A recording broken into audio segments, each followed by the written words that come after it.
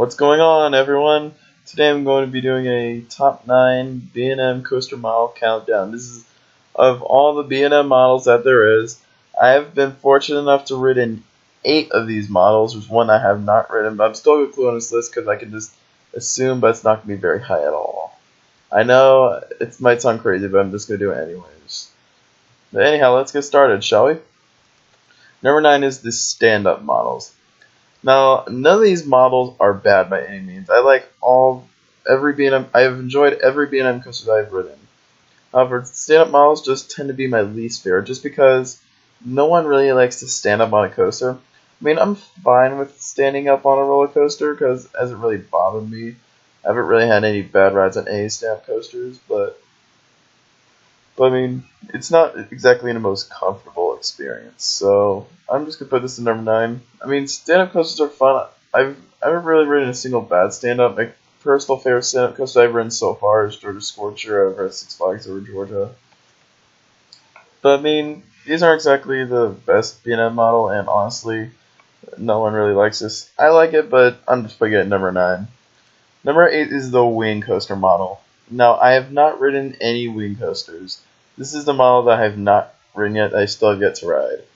But not many enthusiasts are too crazy over these. Some actually really like these, but they're known for being pretty forceless and not like very exciting. I mean, it does seem exciting with the wing and stuff. That like one like 2 seats on each side. I think that's pretty cool, but I mean, it doesn't look like the most exciting when it comes into ride experience. Looks are exciting, but the ride experience kind of looks, it looks alright. Number 7 is the dive coaster model. Now, these are, like, if you've seen Taylor from Coaster Studios, if you've seen Coaster Studios videos, you'll know that he says that these are one-trick ponies, and these are really kind of meant for the GP. I mean, dive coasters are lots of fun. I really enjoyed dive coasters. I've ridden 2 of these models, Griffin and SheiKra. My personal favorite one is SheiKra, but I mean, these are kind of one-trick ponies because the main gimmick with this one is the big drop. That is like the highlight of dive coasters. My favorite drop on a coaster is like the dive coaster drops. Like those are my favorite drops on roller coasters. Like they're fantastic. But other than that, it's just kind of like an added package. So I mean, these are kind of like one-trick ponies, but these are tons of fun though. I love a good old B&M dive coaster. Number 6 is the floorless coaster models. I have only ridden one floorless coaster, which is Kraken at SeaWorld Orlando. And I think that is an absolutely fantastic roller coaster. I really love Kraken. It is a favorite of mine. But I mean, there are some other good floorless coasters that look lots of fun. Like look at Bizarro at Six Flags Six Flags Great Adventure. Yeah, New England's Bizarro's. New England Superman. Yeah, that's an Intamin. But anyhow. Bizarro at Six Flags Great Adventure looks tons of fun.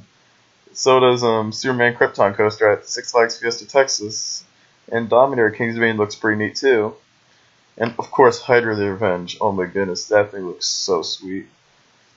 But yeah, floorless coasters are pretty fun in my opinion. Now, Kraken's is a little bit rough. I know some people think floorless coasters can be a bit on the rough side for B&M because they're kind of rattly, but they are tons of fun. I don't really mind the roughness too much. The roughness isn't so bad often. Like, no B&M coaster I've ridden is horribly rough. Like, B&M is known for making very smooth rides. But these are not, like, the smoothest models. I don't think B&M's really made any floorless coasters in America lately, so. But, I mean, I love floorless coasters, and they do deserve the number 6 spot. Getting into a top 5. Number 5 might be an unpopular opinion. This is the Giga Coaster model. Now, people be watching this and like, Zach, how could you put the Giga Coaster model at number 5? Are you crazy? And I know it might seem crazy. And my current favorite coaster that I have ridden is a B&M Giga. But there's only 2, like, that I know of. Like, there's only 2 B&M Gigas. Leviathan at Carpenter's Wonderland, which I have not ridden yet. And then Fury 325 at Carowinds, which I have ridden, and that is my favorite coaster. But, I mean, Gigas seem tons of fun. Now, some people will classify these coasters as hypers. I wouldn't say they're hyper coasters. I just kind of like say those different style rides. I'm just gonna put like that for the video, but I mean, I love Giga coasters so much. Like Fury is absolutely my favorite coaster I've ridden, but there aren't many Giga coasters built by B&M at all. So that's why that's the number 5 spot. Feel free to root me in the comments about that, but it's just my opinion. Number 4 for me is the B&M sit-down coaster models. I love a good B&M sit-down. These are old models. They're very old. It's rare to see a B&M sit-down now. Like, there's only 3 in North America, which is, I've ridden 2 of them. We've got the Incredible Hulk at Islands of Adventure, Kumba at Busch Gardens Tampa, and Wildfire at Silver Dollar City. And I've ridden Hulk and Kumba, and Kumba is my current favorite B&M sit-down, and is my favorite B&M looping coaster in general. I absolutely love Kumba so much. But yeah, these coasters, they don't seem very unique. It's just kind of like a standard looping coaster by B&M. But these things are so much fun. Like, a lot of enthusiasts are big fans of B&M sit-down coasters. They can get a little rough. Like, Kumba and Hulk both are a little rough, but these things are so much fun. I love B&M sit-down coasters. Now we're getting to top 3. Number 3, we have the Hyper Coaster models. Like a lot of people say, especially Theme Park Crazy, you can never go wrong with the B&M Hyper. And like, they are right. You can never go wrong with the B&M Hyper. The B&M Hypers are so much fun. Like, I've ridden 4 of these B&M Hypers. I've ridden Apollo's Chariot, Mako, Intimidator, and Goliath. Goliath 6 Dogs over Georgia. I really enjoy all the Hypers I've ridden. They're some of my top coasters. Of the Hypers I have ridden, Mako is currently my favorite. Absolutely love Mako. Second goes to Goliath, third Intimidator, and my least favorite Hyper is Apollo's Chariot. I mean, all of them are fantastic. These models aren't exactly very intense rides. I mean, with the exception of Goliath, that's actually pretty intense. But I mean, they're known more for their airtime, and I do praise the airtime that these B&M Hyper coasters give you. Like, you get some fantastic floater and ejector. Like it gives you both. Like, you know, like, it's incredible.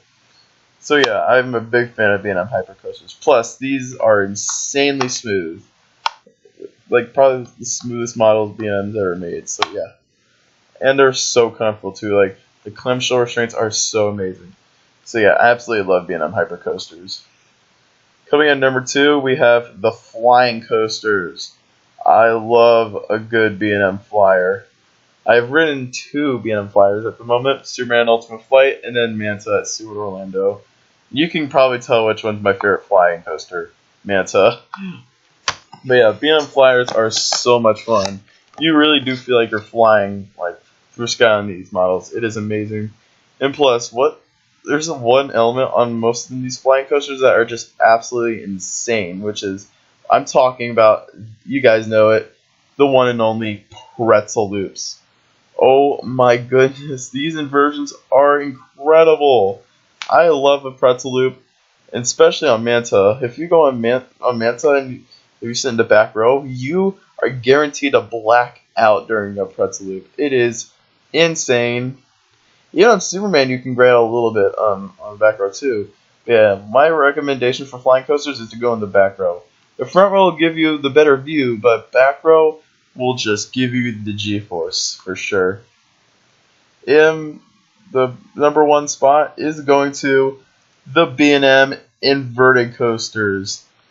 Oh my goodness, I absolutely love B&M inverted coasters so much.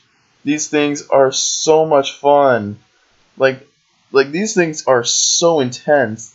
I don't think I've ridden a single forceless B&M invert. I've ridden 6 of these inverts, and this year I'm only getting 1 new B&M credit, and it's an inverted coaster. I'm so excited. It'll be my 7th one, which is Great Bear Hershey Park. But my current favorite invert right now is Montu. Second being Afterburn, third Alpengeist. I love B&M inverts so much. They're so intense, so much whip, so much everything. Like, they're just incredible. There's no doubt in my mind that B&M inverted coasters are, in my opinion, best models B&M has ever made.